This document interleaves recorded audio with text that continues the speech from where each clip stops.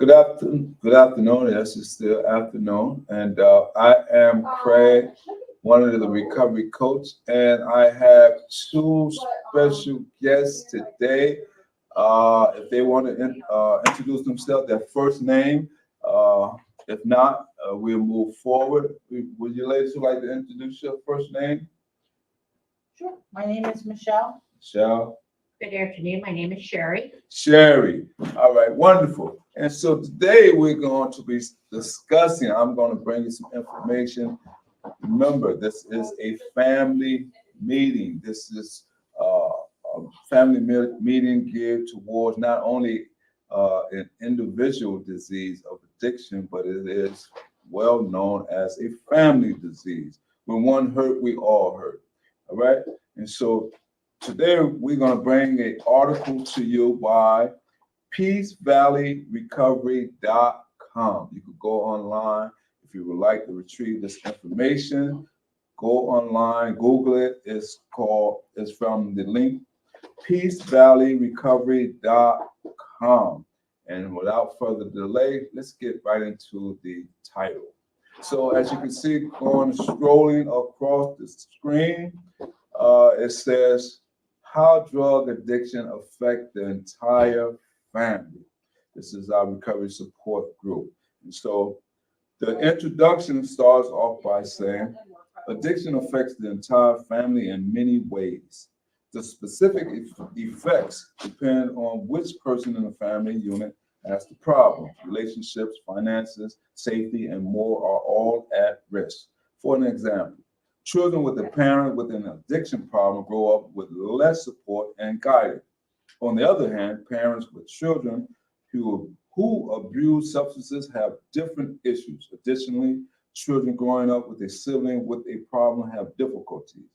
Even spouses of an addict also experience an extraordinary impact. All right, and so as you can see from what I just read, everyone are affected, whether you feel like you are immune, guess what? You're not. So if you know someone or if you're related to someone, we all are in it together. All right. And so the first part we wanted to discuss, I'm going to read some. I'm going to ask our guests if they would like to read some. And if they would like to, then we'll go accordingly. All right, ladies? Fine. All right. I just want you to be comfortable. Feel that, me castle, Sue castle. All right, so we're going to talk about the familiar relationships and addiction. The article goes on to say there are countless effects of drug addiction on the family. Strained relationships, financial difficulties, and increased risk of abuse are only the start. Since each family has a different dynamic, not all families feel the same effects to the same extent. Regardless, it's impossible to deny that addiction affects the entire family. Addiction strains relationships. No matter which family member has the problem, it doesn't matter if it's a parent, child, spouse, or sibling. Every family member struggles alongside the addict to an extent. All right, and says living with someone with active addiction is a daily challenge for each person in the home. And so I am someone who is in recovery, and so I know firsthand how my active addiction has affected my mother, my siblings, and so I know it could, because a lot of times I remember my mom, uh, when I was in my active addiction, she used to worry a lot about my safety. And so when I used to call home sometime and let her know, because I used to get in a lot of trouble, and let her know, say, well, I got caught, I did something wrong. She said, well, I hate that you're in jail, but at least I know where you at. You're safe. Yeah, I'm safe. Yeah. Per se. Yeah. So in her, but it's I know looking back, I know it had to been a big strain on her, knowing that number one, I'm dealing with an addiction problem, and also that I keep going back and forth incarceration, right? And so that is something I want to share with not only with the ladies here, but also with you, that I am someone who come from a past of addiction and incarceration. And so now that I've turned my life around, I like sharing my story because you never know by sharing who I can be helping in the process. All right. And so when I went to a TC program that is a therapeutic community program for my addiction. And so one of the things we used to discuss, in order to keep my sobriety, I must give it away freely. By giving away, that means we must share it with someone that hopefully we can save someone in the process. All right. So let's go on. It says, addiction strains relationship no matter which family member has the problem. It doesn't matter if it's a parent, child, spouse, or sibling. Every family member struggles alongside the addict to an extent.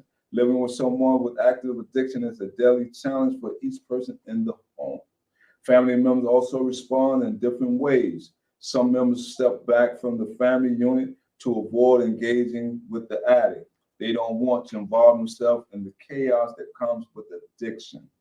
Some take on the opposite role and try to influence or control the addict into stopping or getting help. Others ride the middle line and try their best to blend in. All right. And so a lot of times we want the best for our loved ones. We want to do the best for them. We want to encourage them. We want to help them along the way. We don't want to be their enabler. But a lot of times it's not how much the family wants to save the person. A lot of time it weighs on the individual. Are they ready to make the change?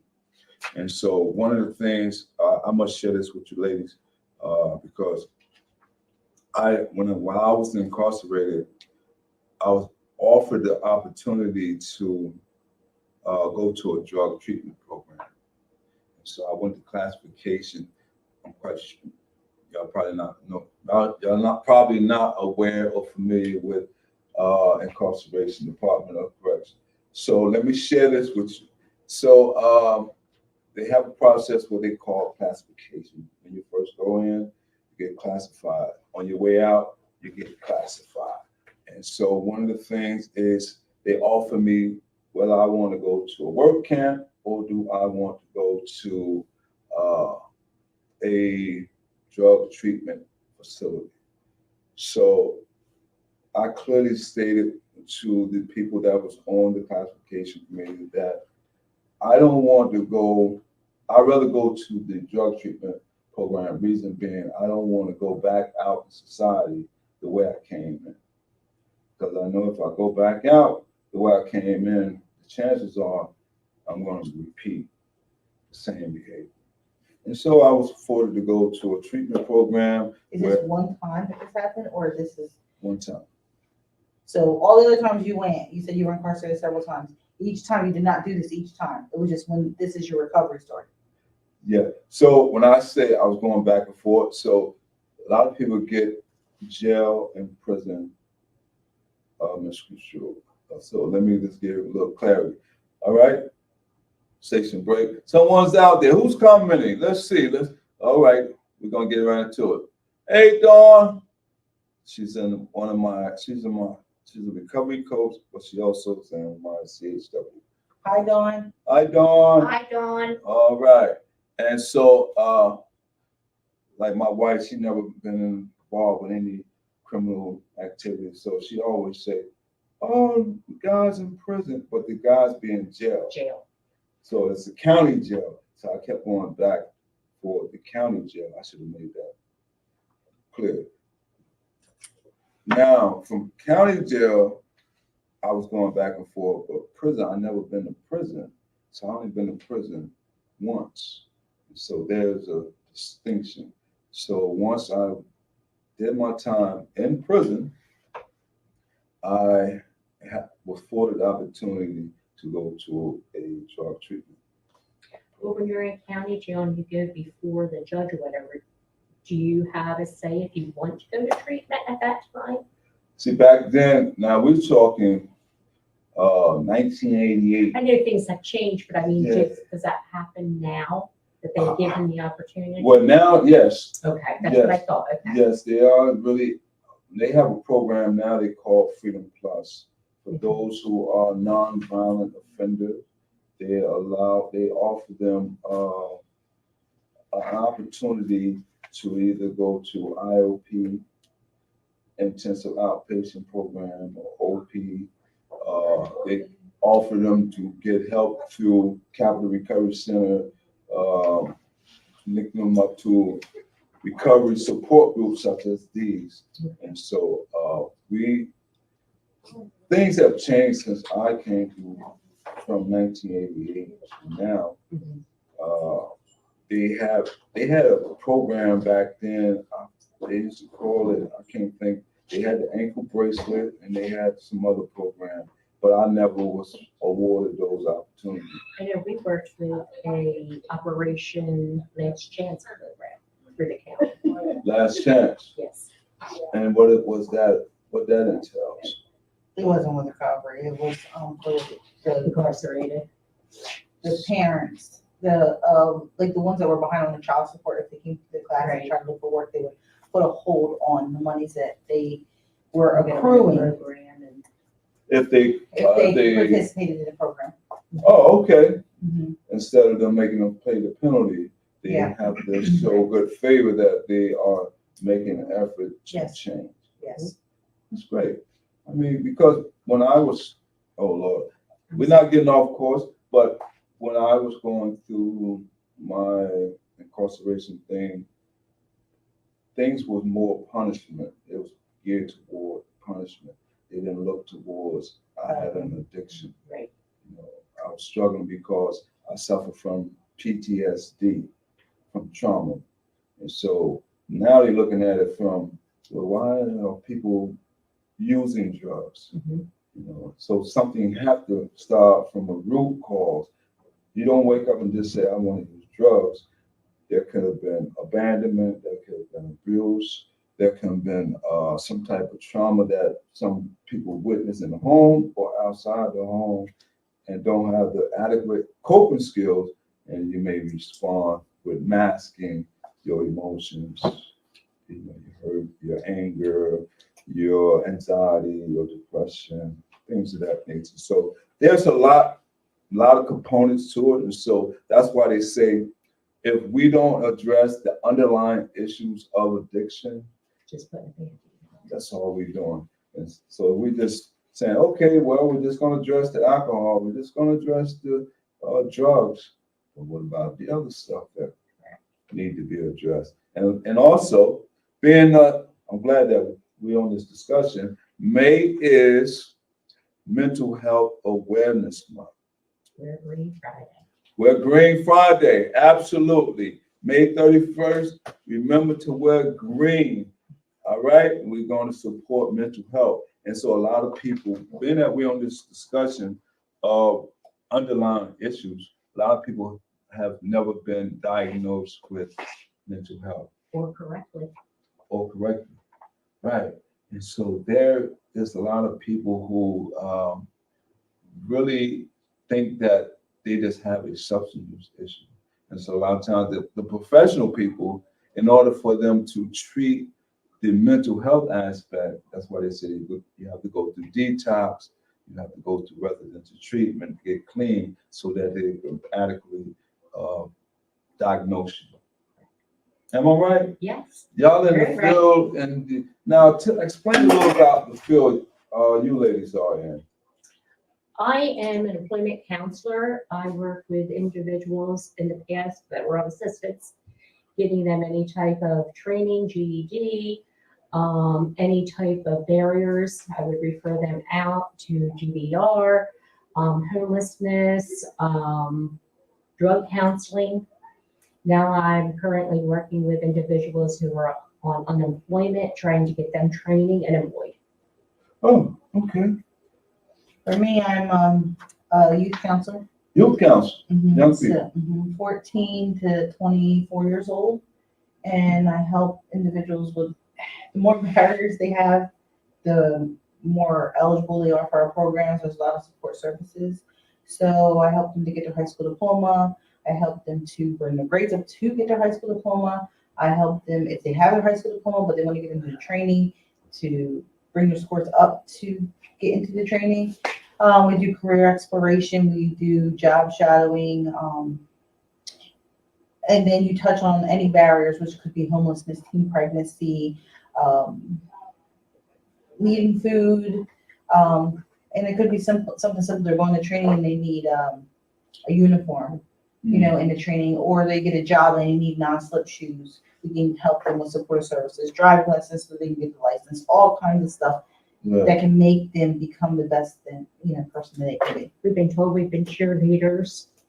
Yeah, absolutely. To Coaches, now you're starting, coaches, you're starting to support. be the coaches and all that good stuff. I used to work for Volunteers of America, not to get too far off what we're talking about today, but I was a re-entry specialist. Those who coming out of incarceration face a lot of barriers as well, whether it be homelessness, whether it be employment, whether it be substance abuse. We work with Kintalk.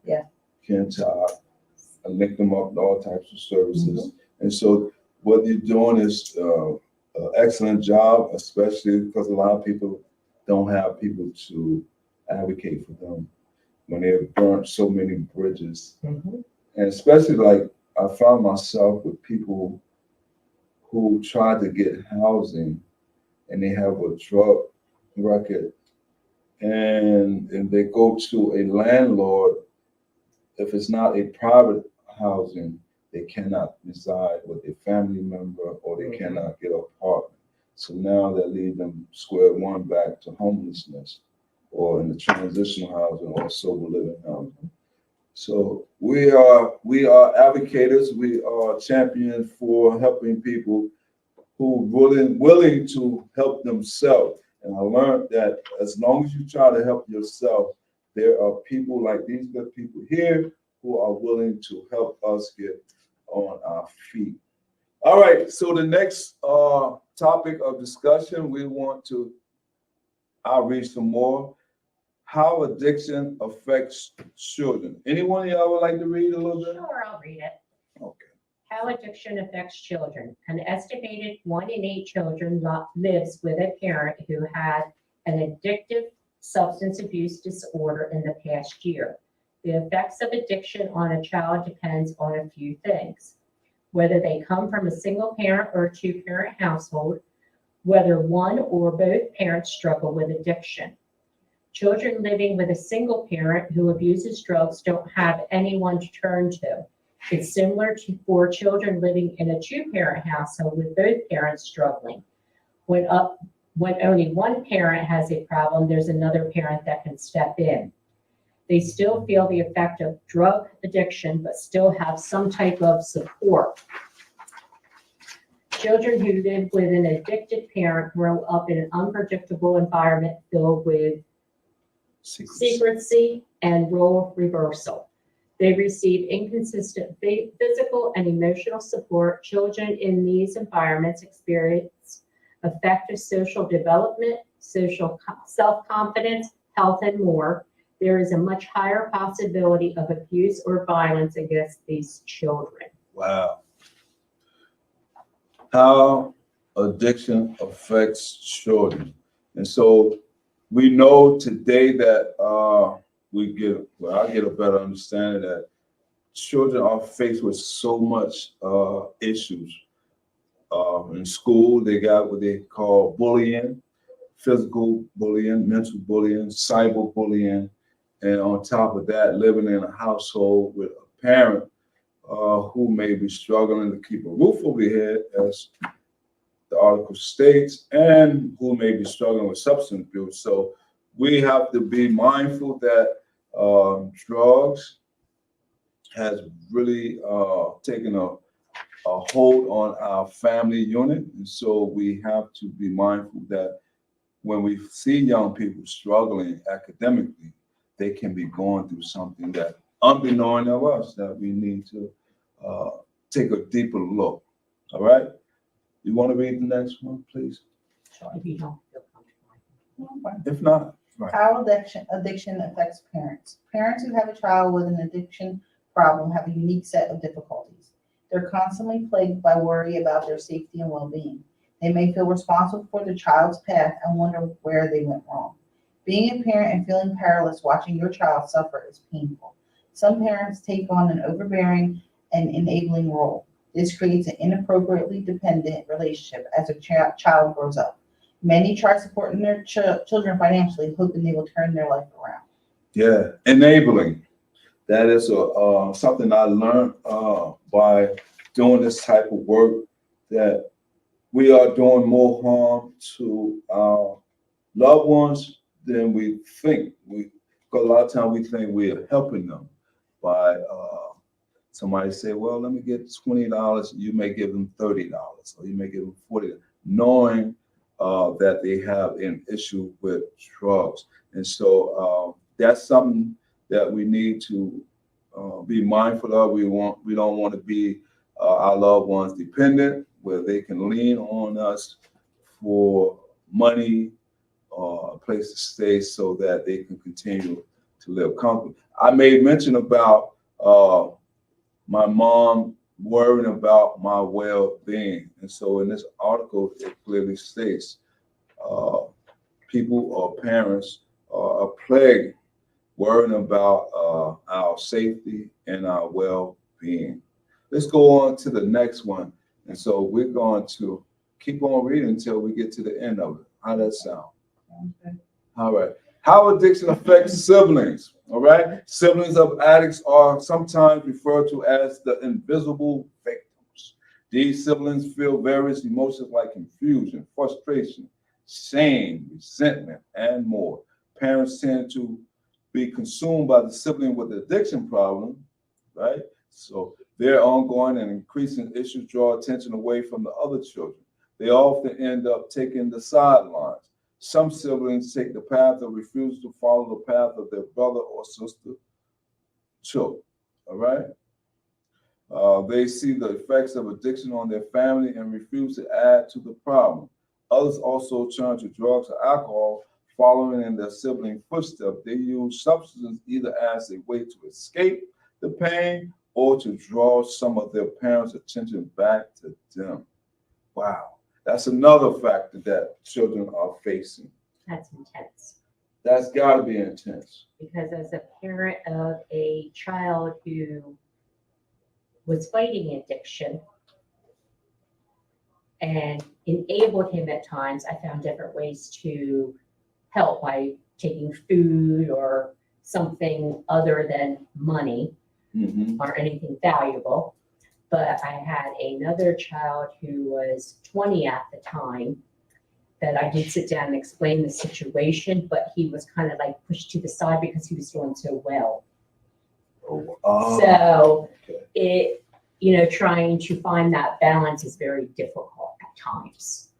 Yeah, I never looked at it from how you explained it and how the article explained it, that, the person, like you said, who's doing so well in progress, and you say, well, I don't have to pay so much attention or hand holding with this child, because they got it all together. My other son had it together until a certain age, Right. But then I kind of like felt bad because all my time was trying to help the one who had the addiction problem, and the other one got kind of. Yeah, and the other child really want the parent affection. And unfortunately, he bonded better with his father because his stepfather didn't know how to deal with addiction. And so, would you agree that parents need to, say if a child goes into treatment, that they need to try to understand more about the addiction process? Yes, we went through like a parenting group Yeah. when he was in rehab. All of us did, the whole family, because my son was the first one.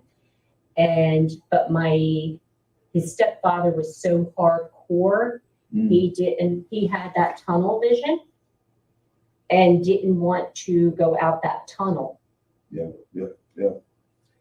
And as a mother that has given birth and who has went through all this, we have a lot of compassion, unconditional love, Yeah. healing, want to save. Yeah. Not saying that the fathers don't, Yeah.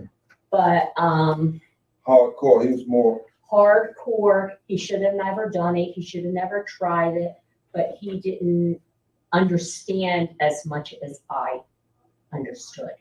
Right. Yeah, because he never participated. And the whole thing as being a stepfather, you need to let him figure this out, And I said, well, what happens if this was our other child? See, it's total opposite for me. So I was the hardcore. I love my son unconditionally, but I was the one that I'm gonna give him tough love. He's not gonna do this. You have 2 siblings coming up behind you, 2 ahead of you. You're gonna do this because I figured if I give him tough love, I had no empathy.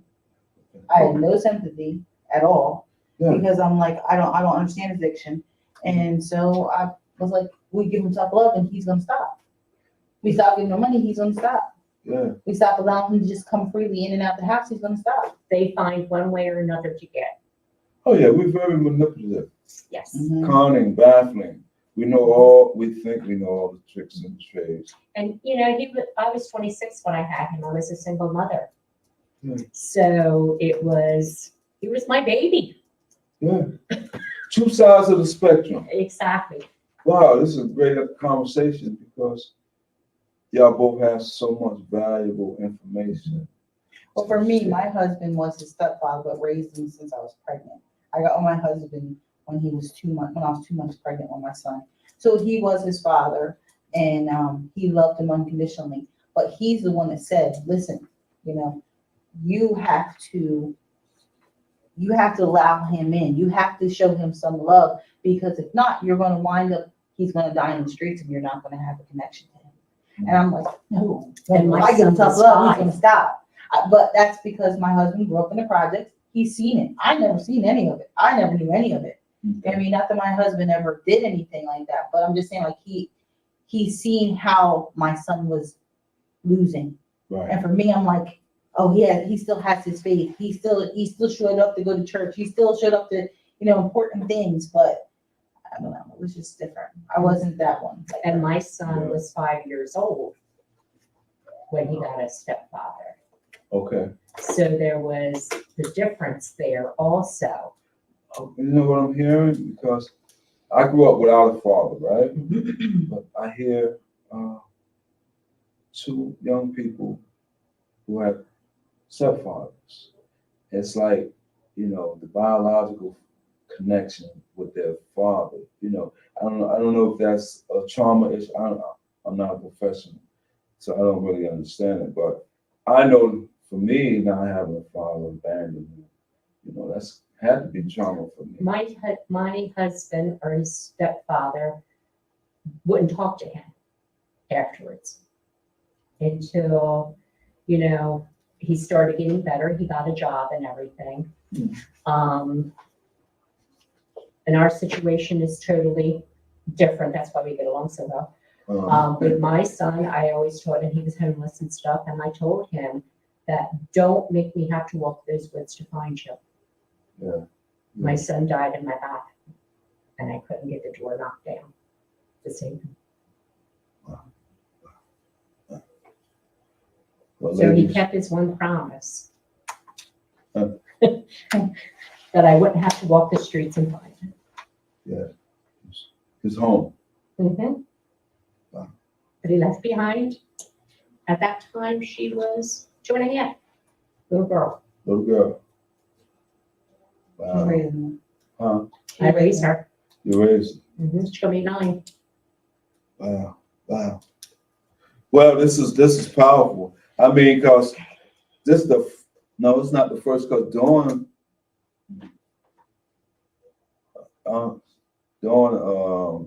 she was part of one of our family groups. We did a live, and that she's part of Row, and work with the county and everything. But just to have y'all here with all this valuable information, it give a better perspective of reading this material. Right, and I will say, the one thing that I did tell my granddaughter, her father did go to heaven, but she knew that when I went after custody in 2017, I told her both her mother and her father were ill at this time. They still loved her. Absolutely, of course. Because I didn't go into the details. Right. So she knew they were sick. Right. Let's talk about, if y'all don't mind. No, go ahead. Sorry, I took you off course. No, it's not a course, because it's just that we're still on topic of family being affected, but it's just that we can sit here without even reading off the paper and have a great discussion or open discussion. But I want to go in some of these 6 family roles in addiction. And I'll close off with that. I'll read some and we'll end it with that. How that sound? Good? Y'all Sounds fun? Yes. All right. And so the next one we're going to be reading. Thank you for sharing, ladies. I appreciate it. Thank you. I really do. The 6 family roles in addiction. Mr. Dawn said anything else. Oh, she said, I'm driving, stuck in traffic, so I am listening. I just won't be able to comment. Okay, Dawn, I know you're working and everything. And so she do what she do out there. The 6 roles, where I'm at, Lord. All right, 6 family roles in addiction. The article says when a person struggles with addiction, family members develop their way of handling the problem. Clinicians notice 5 distinct roles that family members may take on to cope with their loved one's substance use. Some families have a person for each role. Others have members who adopt multiple roles, and others may not have certain roles in their family. The 6 family roles in addiction are a simple way to observe how family members of addicts deal with their loved ones. None of these roles are healthy ways of working through the difficulty, but each makes sense given the circumstances and effects of addiction. All right. The addict. The addict is the person with the substance abuse problem and the focal point of the family. They are the source of most of the conflict in the home, whether directly or indirectly. Addicts tend to act and behave in whatever ways suit them. Regardless of the effects on their family members, they may not realize how much the family dynamic centers around them. And that's so true. A lot of times we can be me. I'm keeping the focus on me. I learned that in therapeutic community that you always must keep the focus on yourself, not on someone else. That person that made me do it is I'm the one doing the drugs. I'm the one causing all the hurt and harm. So when it talks about being selfish, and a lot of times we are very I was very selfish. Let me be mindful. I was very selfish in all my behaviors because I wanted what I wanted when I wanted. Because that's something I chose to do. That was something I wanted to do. And regardless of what anybody said, they couldn't tell me no different. I remember my mom used to say, are you smoking reefer? And that's the term for the younger generation. That's what we used to call it, reefer, right? Yeah. So I know y'all have different names out there, but my mom would say, I know you ain't smoking that reefer. And I said, nope. And straight up line, look her right in, but she can smell it on my clothes. And I'm in so much denial of being selfish, like ain't nothing wrong with me. I'm all right. I got it. Like I knew everything as if grown people doesn't, or your parents don't know or don't have no experience in life. And so a lot of times we at a young age, because I started young. I started at, I believe, chasing alcohol at 12. Then I started smoking marijuana, which was known at that time as the gateway drug. And so as I began to continue to go to school, however, and getting high in the neighborhood, in the bathroom, doing whatever I thought I was big and bad enough to do, my immune system or tolerance level began to be stronger and stronger. And so I progressed from drinking alcohol, smoking marijuana, to taking pills, to sniffing, et cetera, et cetera. So whatever drug that was available, that was my take on it. So I didn't really at the time, I didn't really care. I don't think I really, not saying that I didn't really care about my family, but I think I was just lost. That was a great word. So if you can't save yourself, how can you save anybody else if you're just? I'm lost. Mhm. Yeah. And I think my mind wasn't developed enough to really comprehend what was going on around me, or how everybody else is progressing through life, and I was stuck. Say you stay where you're at. When you continue to do drugs, you stay where you're at, where you started. Yeah. So if you're young, you're 10 years old, if you're still got that same mindset, you continue in that Yeah. same phase. And they call that arrested development, you know? And to Really? yeah. I just made a song. I just heard a song.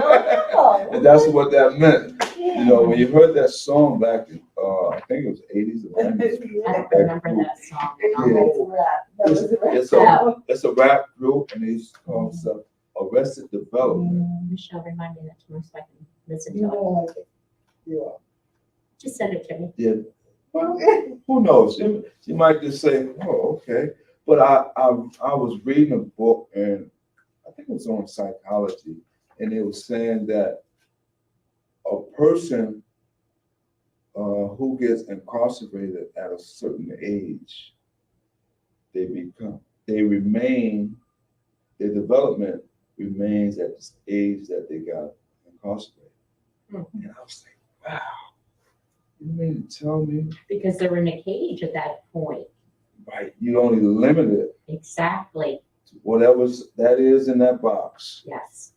So the world is growing vastly. And you're not. You just stand. And so the only way you will be able to expand your information is by reading. Mhm. You know, and that's what he used to say. In order for you to escape prison or the prison environment or get across the wall, you have to read a book. It will take you places where you've never been through your information and your imagination.